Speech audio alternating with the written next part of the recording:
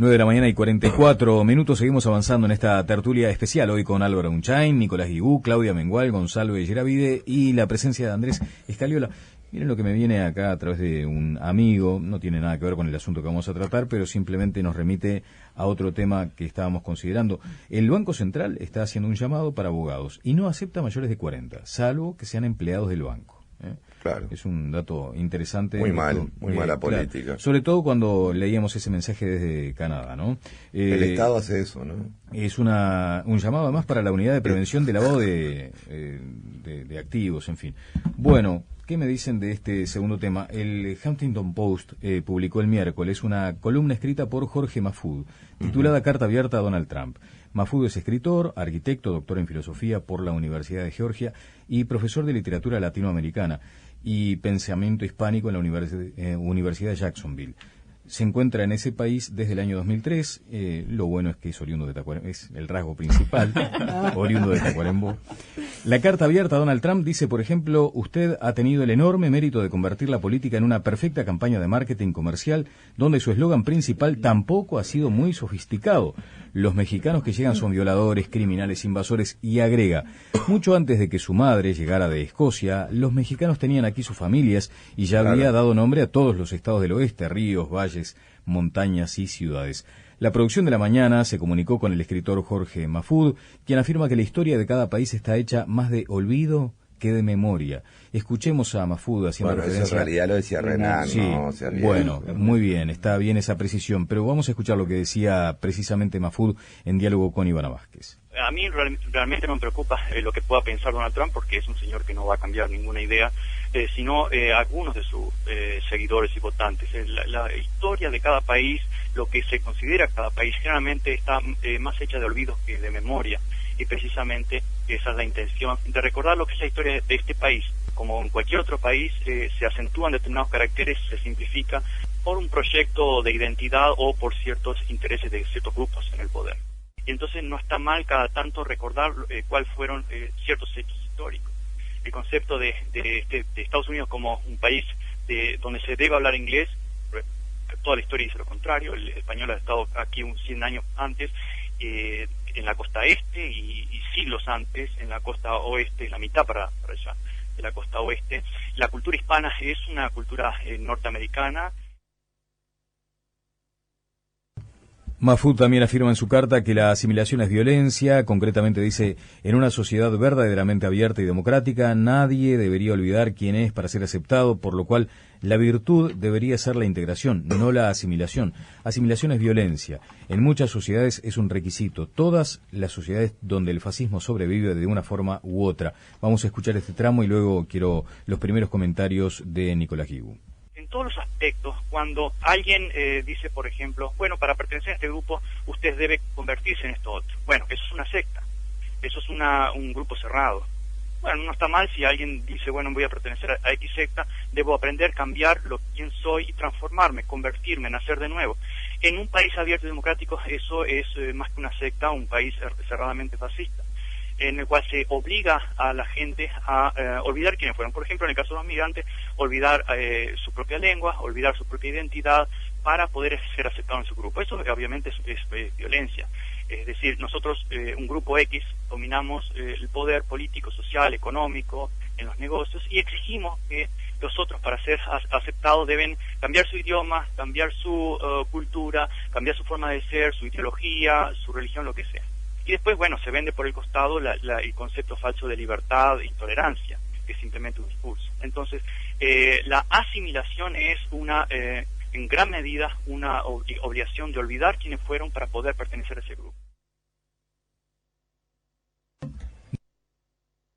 En primer lugar, yo no creo que sea un invento de Donald Trump tratar de transformar una campaña electoral en algo marketinero y muy vinculado al mundo empresarial. Yo creo que eso es la política en el mundo contemporáneo, en casi todo el mundo contemporáneo. Lo cual significa que, pensando en términos más profundos, la democracia liberal está en proceso de licuación en todo el mundo. Donald Trump es un ejemplo exagerado de una situación que se vive en casi todos lados, por eso hay muy poco debate, por eso el nivel, inclusive de las personas que se dedican a la política en términos de capital y cultural y de reflexión, es muy bajo. Los votantes no exigen que sea más alto tampoco. Es decir, que esto es un proceso que se está viviendo en todo el planeta y bueno, en toda la parte del planeta que hay democracia. Yo creo que el caso de Donald Trump es justamente la exageración de una situación que estamos procesando en diferentes partes.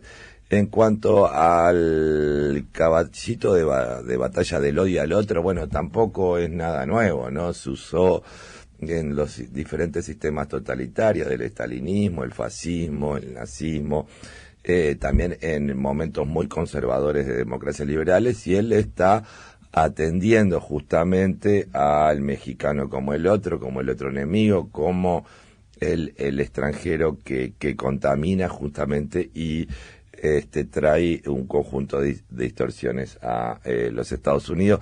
Discurso que tampoco es novedoso en el caso de Estados Unidos, sino que atiende a los sectores más conservadores de este país. Obviamente que hay otros grupos que no piensan así absolutamente para nada. Hay otro punto que tiene que ver con el tema de la asimilación, que de una manera u otra la gente cuando llega a un país, obviamente que trae sus marcos culturales que trata de conservar dependiendo de los grados de la violencia, de violencia de la sociedad receptora, o del Estado, o de apertura, o bien hospitalidad, pero hay una suerte de negociación, ¿sí? Hay una suerte de negociación entre los que llegan, sí, y los que lo recepcionan. Hay casos que son mucho más dramáticos, y termino con esto, sí, que, por ejemplo, es cuando estados nacionales, como es el caso de Canadá, un país superliberal, Australia, otro país superliberal, secuestró, por ejemplo, recién ahora están las comisiones de verdad, justamente, secuestró por generaciones, por décadas, a los niños indígenas, los secuestraba de su familia, los ponían internados, les obligaba a perder su lengua, su cultura, su cosmología, etcétera, etcétera, y ahora hay toda la tentativa de un proceso de reparación, tanto en Australia como Canadá, de esta situación traumática. Bien, Claudia Mengual. Ayer Alemania reconoció oficialmente que lo que había sucedido con los armenios a comienzos del siglo XX había sido un genocidio, recién ahora. Mira. Y hay una cantidad de estados que aún no lo reconocen. Israel, entre ellos, curiosamente. No lo reconoce. No reconoce que haya sido un genocidio el armenio. Yo entiendo que ahí es los intereses económicos y comerciales priman más.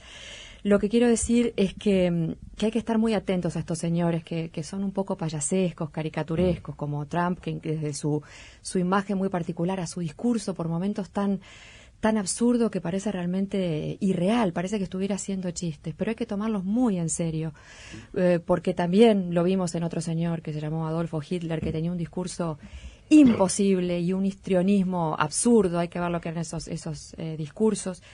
Y sin embargo, apelaban a fibras muy particulares de los votantes de ese momento, como por ejemplo reivindicar el orgullo nacional, apelar al miedo, a la cultura del miedo. Los otros son los malos y están contra nosotros, por lo tanto pertrechémonos contra ellos.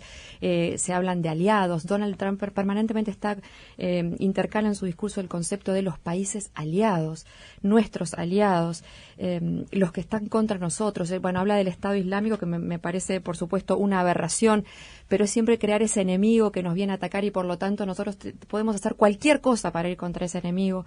A mí me preocupa muchísimo lo de Trump. No creo que sea novedoso en el mundo, como dice Nicolás. Yo creo que es parte de una realidad que estamos viviendo, sobre todo estimulada a partir de 2001 con lo de las Torres Gemelas, en que se inauguró o se consolidó la era del miedo. Hay que prestarle atención. Todo indicaría que Hillary va a ser la presidenta de los Estados Unidos, lo cual sería muy interesante también por cuestiones de género. Pero yo creo que este señor no hay que subestimarlo y hay que seguirlo muy de cerca porque es un peligro no solo para su país, por la posición que va a ocupar y por lo que significa esta potencia, para todos nosotros. Álvaro Onchaín. No, yo justamente me gustaría reivindicarme porque algún oyente por ahí dijo que soy de una posición conservadora porque defiendo la educación y la cultura. Si eso es ser conservador, lo soy. Y en este caso quiero decir que naturalmente a todos nos tiene espantados el ascenso